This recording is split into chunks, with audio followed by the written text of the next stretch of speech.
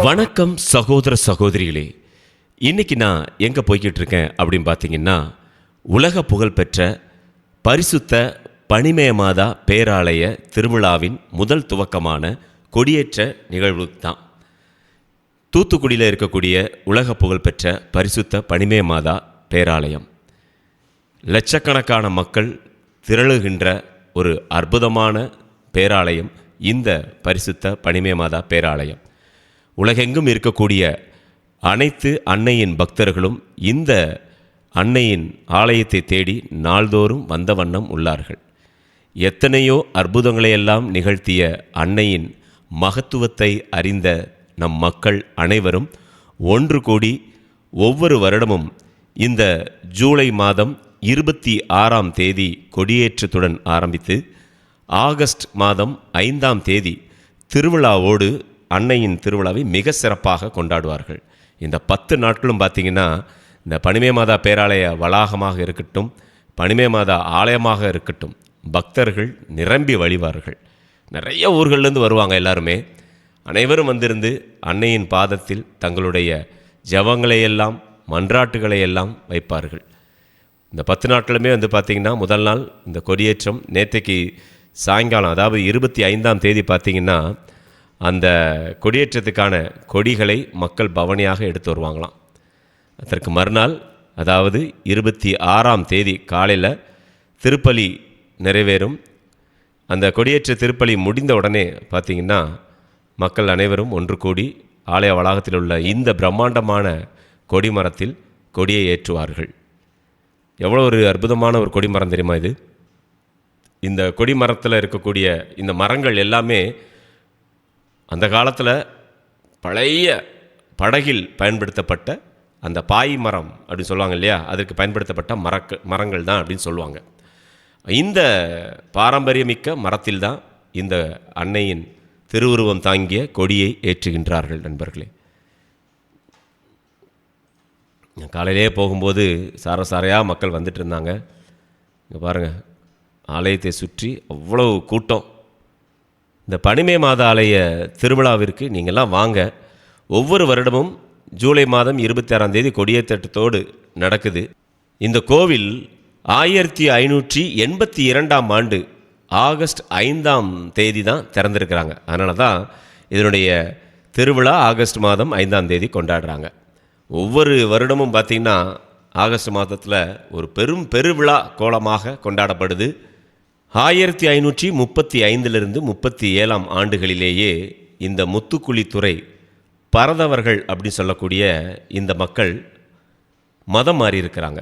1535 முதலில் பரதவர்களின் ஜாதி தலைவர் பாண்டியாபதி 7 கடற்துறை அரசர் விக்ரம ஆதித்ய பாண்டியன் என்னும் சிஞ்சின் தென் ஜோவாம் தெக்ரூஸ் பரதவர்ம பாண்டியர் தலைமையில் 85 பட்டம் கட்டிமார் முதலில் மதம் மாறி, அதன் பிறகு சுமார் 20,000 பரதவர்கள் மதம் மாறினதா சொல்கிறாங்க.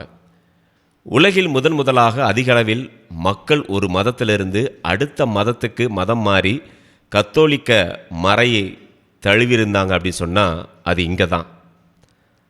ஆனால் இவங்க மத்தியில் ஆன்மீக பணிபுரியவும் வழிபாடுகள் நிறைவேற்றவும் குருக்கள் எவருமே அங்கே கிடையாதான். அந்த டைமில் திருத்தந்தை 3ஆம் சின்னப்பரால இயேசு சபை குருக்கள் அனுப்பி வைக்கப்பட்டிருக்கிறாங்க இங்கே. இந்த குருக்கள் 1579ஆம் ஆண்டில் தூத்துக்குடியில் 5 அறைகளை கொண்டு ஒரு புதிய தலைமை இல்லத்தை கட்டி எழுப்பியிருக்கிறாங்க. தூத்துக்குடியில் பார்த்தீங்கன்னா ஏற்கனவே புனித பேதுருவுக்கு அர்ப்பணிக்கப்பட்ட ஆலயம் ஒன்று இருந்திருக்கு.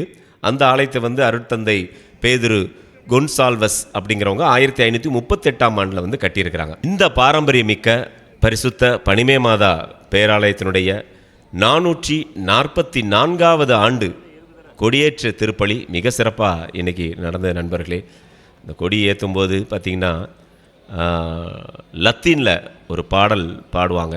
அந்த பாடல் பாடி முடிந்த உடனே அப்படி கொடிகள் ஏற்றப்படும் போது அப்படி புல் வரைக்கும் நமக்கலாம். அப்படி பார்த்திங்கன்னா அந்த ஒரு காம்பவுண்ட் வால் தெரியுது பார்த்திங்கன்னா, கொடி மரத்துக்கு பின்னாடி ஒரு எல்லோ கலரில், அது பார்த்திங்கன்னா பழைய ஹார்பர். அதுக்கு அடுத்தாப்பில் பின்னால் பார்த்திங்கன்னா நிறையா தோணி, பெரிய பெரிய லான்ச் இதெல்லாம் அங்கே தான் நிற்கும். அது பழைய ஹார்பர் அப்படின்னு சொல்லுவாங்க. இந்த பழைய ஹார்பரில் நிறைய லான்ச் நிற்கும், அதாவது அந்த பெரிய படகுகள் நிற்கும். கரெக்டாக அந்த கொடி ஏற்றுற டைமில் அந்த லான்ச்சுன்னு சொல்லக்கூடிய அந்த பெரிய படகுகளிலிருந்து ஹாரன் சவுண்டை வந்து எழுப்புவாங்க. அது அந்த டைமில் பார்த்தீங்கன்னா அப்படி ஒரு புல்லரிக்கக்கூடிய ஒரு விஷயமா அது இருக்கும் நண்பர்கள். அப்படி புறாக்கள் பறக்கும். அதே மாதிரி வந்து பார்த்திங்கன்னா மக்கள் பலூன்களெல்லாம் பறக்க விடுவாங்க. மரியே வாழ்க மரியே வாழ்க அப்படிங்கிற ஒரு கோஷத்தோடு அந்த கொடியை ஏற்றுவாங்க. அதையும் நம்ம இப்போ பார்ப்போம். நல்ல ஒரு ஞாயிற்றுக்கிழமை காலையில் வெயில் நல்லா வச்சு செஞ்சுது. எப்போவுமே இந்த கொடியேற்றத்துக்கு வந்து வார நாட்களில் கூட்டம் இருக்க தான் செய்யும். ஆனால் இன்றைக்கி விடுமுறை அப்படிங்கிறதுனால கட்டுக்கடங்காத ஒரு கூட்டம் இருந்தது நண்பர்களே. அப்படி சமாளிக்க முடியல அந்த கூட்டத்தை நெரிசலில் தான் நின்றுட்டு இருந்தோம். குழந்தைங்கள்லாம் ரொம்ப சிரமப்பட்டுட்டு இருந்தாங்க. இந்த நிகழ்ச்சிக்கான ஏற்பாடுகளை மாவட்ட நிர்வாகமும் பங்கு மக்களும் பங்கு தந்தையர்களும் அதே மாதிரி பொதுமக்களுக்கு சரியான முறையில் பாதுகாப்பை வந்து காவல்துறையினரும் தீயணைப்பு துறையினரும் வந்து எல்லா ஏற்பாடுகளும் ரொம்ப பக்காவாக பண்ணியிருந்தாங்க. அதனால் எந்த ஒரு அசம்பாவிதமும் நடக்காமல் நல்ல முறையில் இந்த கொடியேற்றம் நடந்தது நண்பர்களே. பாருங்கள், வெயிலை பாருங்கள், நல்லா அடி வெளுத்துட்டு இருக்கு வெயில். சீக்கிரம் கொடியேற்றினீங்கன்னா வீட்டுக்கு கிளம்பிடலாம் அப்படின்னு எல்லோரும் பேச ஆரம்பிச்சது கேட்டது அந்தளவுக்கு இருந்தது. மக்கள் பார்த்து கொண்டு இருக்கும்போதே மரியே வாழ்க என்ற ஒரு சத்தத்தோடு அந்த கொடிகள் அங்கே பறந்தது.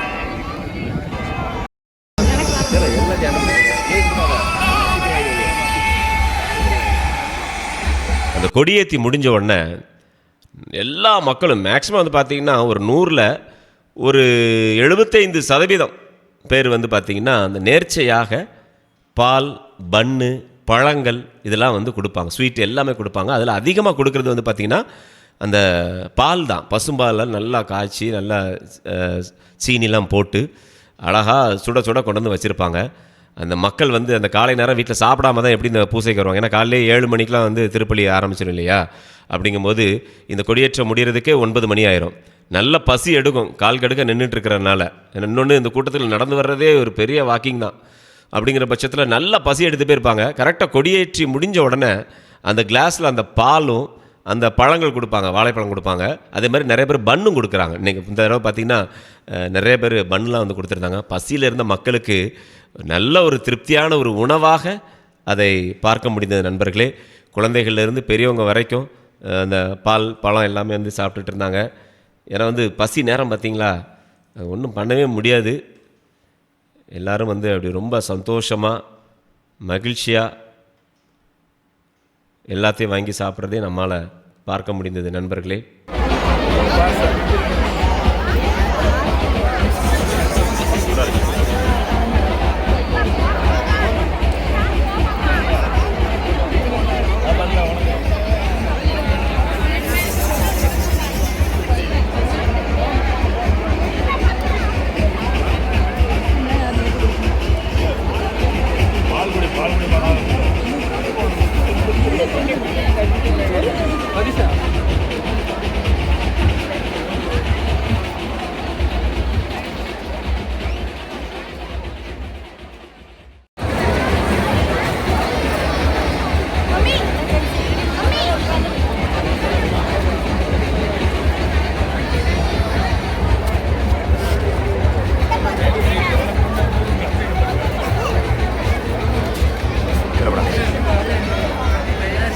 என்னால் முதல்ல வந்து பார்த்திங்கன்னா அந்த கொடி மரத்துக்கு பக்கத்திலே போக முடியல, அவ்வளோ கூட்டம் இருந்தது.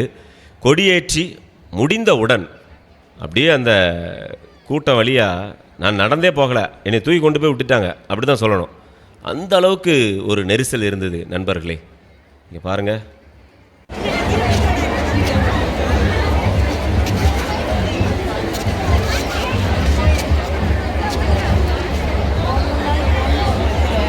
ஒரு வழியாக கொடிமரத்துக்கு பக்கத்தில் வந்துட்டேன். கொடிமரத்துக்கு பக்கத்தில் வந்து பார்த்தா மக்கள் அந்த நேர்ச்சியாக தரக்கூடிய பால் எல்லாத்தையும் அந்த கொடிமரத்துக்கு மேலே வச்சு எடுத்தாங்க. அதாவது அது ஒரு ப்ரேயர் பண்ணுற மாதிரி தான். அதை வச்சு இங்கே பாருங்கள், நேர்ச்சியை கொண்டு அந்த கொடிமரம் எவ்வளோ அகலமாக இருக்குது பார்த்தீங்களா. ஆட்களே மேலே ஏறி நிற்கிறாங்க, மேலே ஏறி நின்று தான் அந்த வாங்குகிறாங்க. அதே மாதிரி குழந்தைகளை அந்த கொடிமரத்தில் வைத்து எடுத்தார்கள். அந்த குழந்தைங்கள்லாம் வந்து எந்தவித நோய் நொடி இல்லாமல் நல்ல உடல் சுகத்தோடு இருக்க வேண்டும் அப்படிங்கிறதுக்காக ஒரு நம்பிக்கையாக மக்கள் அந்த கொடிமரத்துக்கு மேலே தங்களுடைய குழந்தைகளை எல்லாம் வைத்து ஆசீர்வதித்து இறக்குறதையும் நம்மளால் பார்க்க முடிந்தது நண்பர்களே.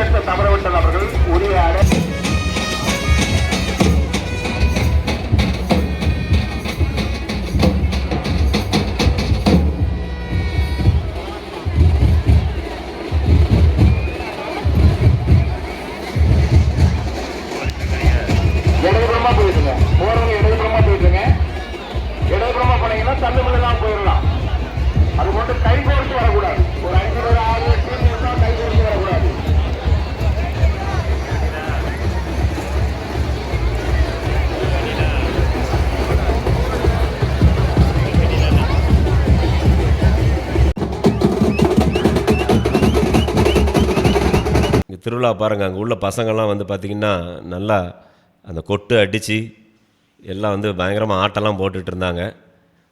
இந்த மாதிரி நிகழ்வுகளை கொஞ்சம் தவிர்த்தா நல்லதுன்னு நிறைய மக்கள் அங்கே பேசிகிட்டு இருந்தாங்க. ஏன்னா ஒரு பக்தியோடு ஒரு கொடியேற்ற விழாவை பார்த்து விட்டு அந்த குழந்தைகளெல்லாம் கொடிமரத்தில் வைத்து ஆசீர்வாதம் வாங்கிட்டு அந்த பக்தியோடு வீட்டுக்கு போகலாம் அப்படின்னு இருக்கிற நேரத்தில் இது ஒரு கேரல்ஸ் கொண்டாட்டம் மாதிரி பண்ணிகிட்டு இருந்தாங்க.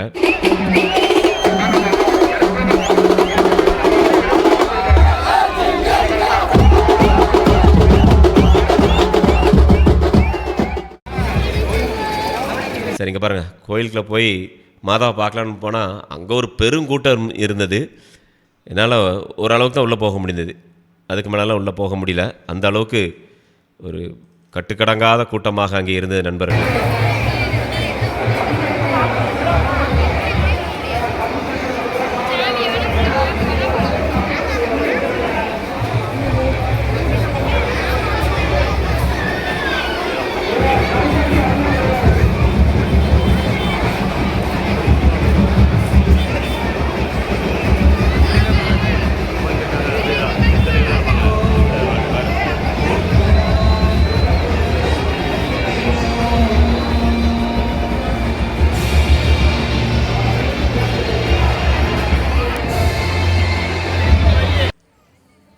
நேரம் போக போக அந்த பால், பழம், பன் இதெல்லாம் கொடுக்குறவங்க வந்து வந்துக்கிட்டே தான் இருந்தாங்க. நல்லா எல்லாருக்குமே கிடைத்திருக்கும் போல், வந்திருந்த லட்சக்கணக்கான மக்களுக்கும் பசி ஆற்றியிருப்பாங்க அப்படின்னு ஒரு பெரிய நம்பிக்கை எனக்கு இருந்தது நண்பர்களே. ஒவ்வொரு வருடமும் இது போல் வந்து எல்லாருமே வந்து நேர்ச்சியாக வந்து கொடுக்குறாங்க. அடுத்தவர்களுடைய பசியை போக்குவது அப்படிங்கிறது தான் உலகத்திலே மிக சிறந்த ஒரு நல்ல விஷயம் அப்படி சொல்லுவாங்க இல்லையா? தானத்தில் சிறந்தது அன்னதானம்னு. அது மாதிரி மற்றவங்களுடைய பசியை போக்கக்கூடிய விதமாக அந்த பால், பழங்கள், அப்புறம் இனிப்புகள், பன் இது மாதிரிலாம் கொடுத்து பசியை போக்குறதுங்கிறது அன்னைக்கு நாம் செய்யக்கூடிய ஒரு மிகச்சிறந்த சேவையாகத்தான் நானும் பார்க்கின்றேன். நண்பர்களே, நீங்களும் இந்த ஆலயத்திற்கு வாங்க. இன்னும் 9 நாட்கள் இந்த திருவிழா மிக சிறப்பாக நடைபெறும். தினமும் மாலை ஆசீர்வாதம் நடைபெறும். முடிந்தவுடன் கலை நிகழ்ச்சிகள் நடக்கும். லட்சக்கணக்கான மக்கள் திரண்டு வருவார்கள்.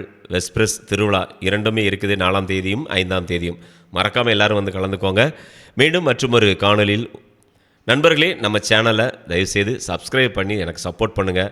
நிறைய பேர் பார்க்குறீங்க இந்த வீடியோ, குறைஞ்சபட்சம் ஒரு வீடியோலாம் 15,000 பேர் 20,000 பேரும் பார்க்குறீங்க. ஆனால் யாருமே சப்ஸ்கிரைப் பண்ணாமல் பார்க்குறீங்க. நீங்கள் சப்ஸ்கிரைப் பண்ணி பார்த்தீங்கன்னா எனக்கு ஒரு மிகப்பெரிய சப்போர்ட்டாக இருக்கும், மிகப்பெரிய ஒரு உற்சாகத்தையும் ஏற்படுத்தும். இன்னும் கூடுதலாக நிறையா வீடியோக்களை போடணும் அப்படிங்கிற ஒரு ஆர்வம் எனக்கும் வரும் இல்லையா? ஸோ நீங்கள் எனக்கு சப்போர்ட் பண்ணுங்கள். எல்லோரும் சப்ஸ்கிரைப் பண்ணி சப்போர்ட் பண்ணிங்கன்னா ரொம்ப சந்தோஷப்படுவேன். மீண்டும் மற்றொரு காணொலியில் உங்களை சந்திக்கின்றேன். அதுவரை உங்களிடமிருந்து வணக்கம் கூறி விடைபெறுவது உங்கள் அன்புக்கு சொந்தமான உங்கள் அன்பு அறிவிப்பாளர் ஆர். ஜூடு. வணக்கம் அன்புள்ளங்களே.